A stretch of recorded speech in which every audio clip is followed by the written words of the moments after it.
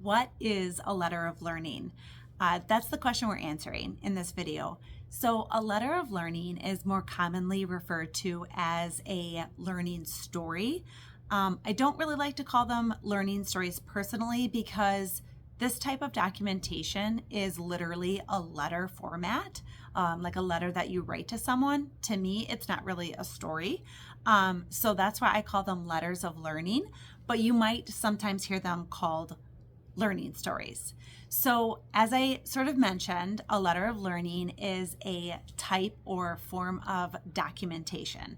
It's what you record when your students are playing. So it's literally like a letter that I write to my students. So it might sound something like this. Dear Rylan, today I watched you play in the sensory table. I noticed how much fun you were having scooping the beads into the measuring cup and pouring them into the funnel, or something like that. And then I would go on. And then at the bottom of the letter of learning, I write, love, Mrs. Unger. So you can kind of see where that letter format comes into play. So here's the process that I go through when I'm doing a letter of learning. So first I pick a student and I locate that child in our classroom. And then I sort of station myself near the child, but I try to not make it too obvious that I'm watching them so I don't get too close. But I like to get close enough that I can still hear the dialogue between that child and other students in the classroom. I bring my Chromebook with me and I open up a blank Google document. Now you can do this on just like a blank piece of paper if you want, but I prefer to type. I'm a fast typer, and so that's just the easiest way that I can do this. So I will observe the child during play and I will listen for that dialogue. And then I will document or record what I see and I hear through that letter format. I also include a photo of the child. I'm always taking pictures of the kids in the classroom. So I'll just snap a picture of the child in that play experience and I'll pick one picture to insert into the letter, like at the top of the letter. So I really need to point out something important, that when I am observing my students, I do so through the lens of the learning goals and skills and standards that we have in our district. I will even go as far as putting the skill or standard or goal in parentheses where relevant in the letter. The reason why I do this is because it makes it easy for me to pull that out later when the play experience or the observation isn't still fresh in my mind.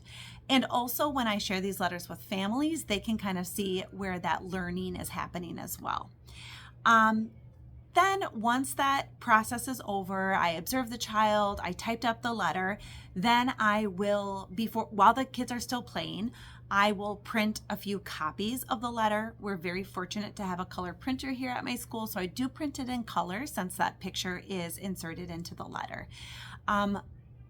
One copy goes into a class book that we keep in our classroom library. My students love to look at their letters of learning. And then another copy goes in the students folder for the families to see and read as well. I also put a digital copy in the students Seesaw folder because some parents pay attention to Seesaw more and some parents pay attention to our folders more.